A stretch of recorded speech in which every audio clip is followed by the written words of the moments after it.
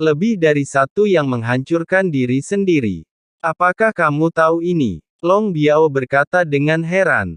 Melihat Yongdong, matanya dipenuhi kekaguman. Yongdong terbatuk 2 kali. Tidak ada penjelasan yang diberikan. Sepertinya saya terlalu banyak bicara, aku hanya menebak. Zonggu dan yang lainnya tidak peduli. Mereka semua mengangguk sedikit dan melihat ke arah datangnya dampak. Lalu dia melihat ke puncak gunung tempat Xiao Yan berada. Sebagian besar gunung lainnya runtuh, hanya puncak gunung tempat Xiao Yan berdiri yang masih berdiri. Getaran ini jelas sangat luar biasa, namun Xiao Yan sepertinya tidak berniat meninggalkan pengasingan. Setiap orang harus terus berkeliaran. Getaran tersebut menyebabkan banyak binatang buas yang sebelumnya bersembunyi di kabut beracun bergegas keluar. Mata semua orang langsung bersinar buru dan bunuh segera. Kristal hewani yang terkandung di dalamnya memang dapat berperan memulihkan.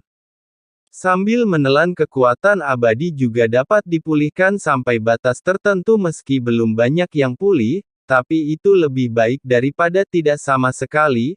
Tampaknya hanya itu satu-satunya persediaan di sini. Di puncak gunung tempat Xiao Yan berada, aroma obat sudah menyebar. Ketika itu menyebar ini sebenarnya menyebabkan gelombang auman dari binatang buas.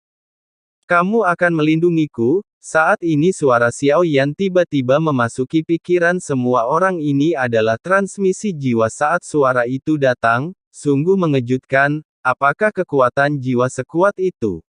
Long Biao tersenyum pahit. Kemungkinan untuk melarikan diri dari sini tampaknya semakin tipis.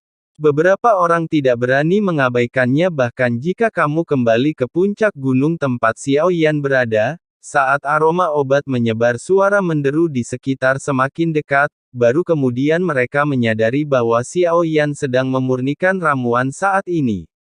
Hal baiknya adalah sepertinya tidak ada binatang yang sangat kuat di sini. Bersembunyi dan tidak memilih untuk terburu-buru keluar. Bagaimanapun, aura yang dipancarkan oleh Long Biao dan yang lainnya sudah cukup membuat mereka takut untuk mendekat.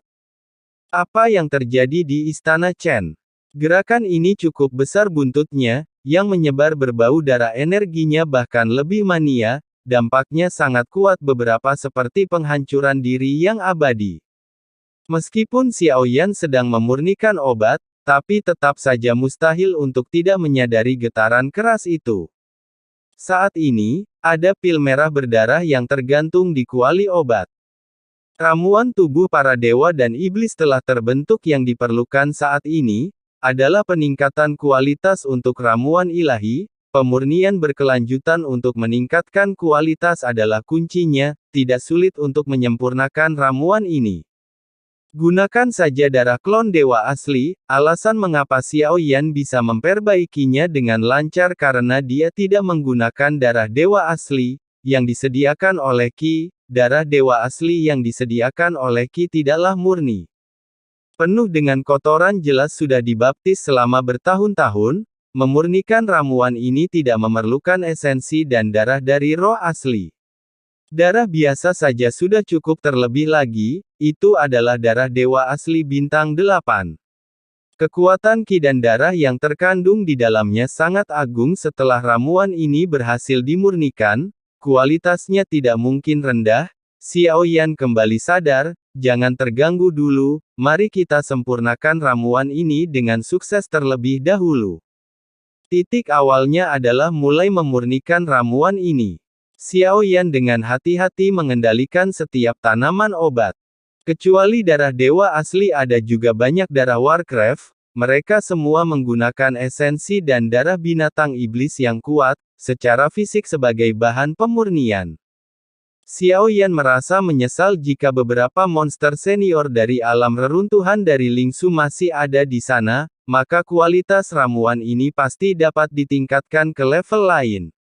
Jika kamu harus menggunakan ramuan ini, untuk membuat kesepakatan terlebih dahulu dengan Qi, jika tidak, darah dewa asli tidak akan digunakan untuk memurnikannya, gumam Xiao Yan. Ramuan darah dalam kuali obat secara bertahap bersinar dengan lingkaran cahaya. Dengan pemurnian terus-menerus obat mujarab ini secara bertahap mencapai kualitas yang diinginkan Xiaoyan.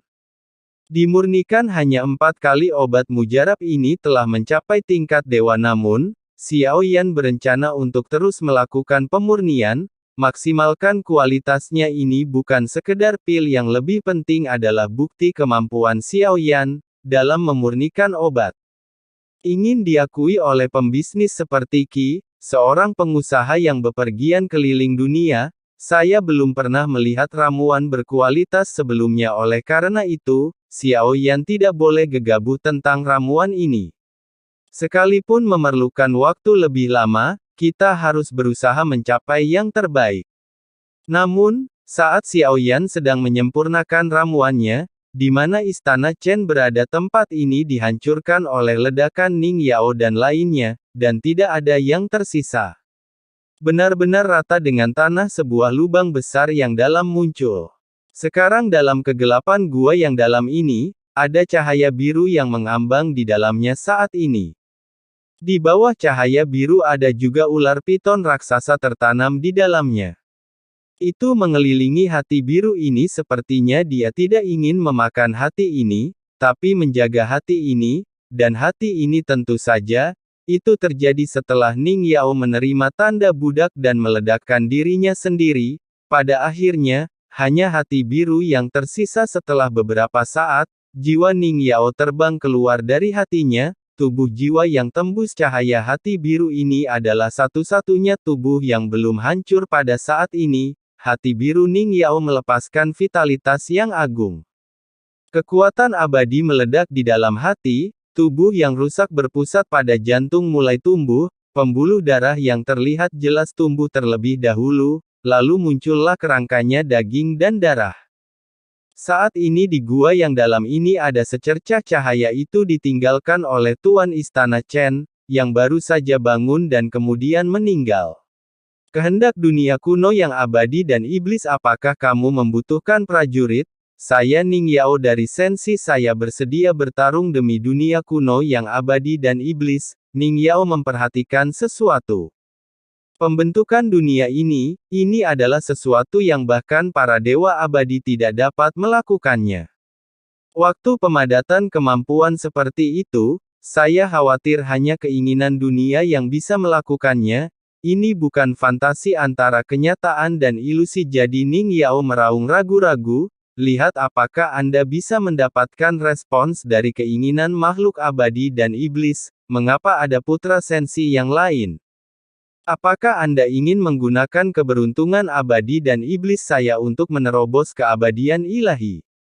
Ning Yao, yang tidak punya harapan sama sekali, tiba-tiba sebuah suara halus terdengar di telingaku. Matanya tiba-tiba berbinar. Dia tidak menyangka bahwa keinginan makhluk abadi dan iblis akan benar-benar meresponsnya. Selama kita bisa menerobos keabadian Tuhan, saya bersedia berjuang demi dunia kuno yang abadi dan iblis dan patuhi keinginan makhluk abadi dan iblis.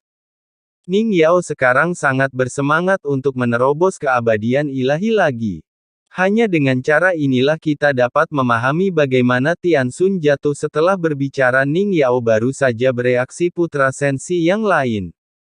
Kecuali dia berasal dari Sensi, ada orang lain di sini dari Sensi.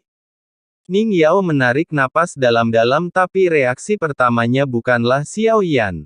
Tapi mereka dikirim oleh ratu untuk memburu mereka. Kamu mempunyai belenggu untuk menghancurkan keabadian Tuhan, butuh kekuatan untuk mematahkan belenggu ini. Orang yang meninggalkanmu dengan belenggu sangat kuat. Suara keinginan makhluk abadi dan iblis perlahan keluar. Ning Yao mengertakkan gigi. Selama kita bisa menembus keabadian Tuhan, junior akan melakukan apapun. Jiwa Ning Yao meraung menunjukkan kegilaan yang mendesak. Dia sepertinya merasakannya. Jika saya tidak dapat menerobos keabadian Tuhan saat ini, aku khawatir aku bahkan tidak bisa keluar dari sini.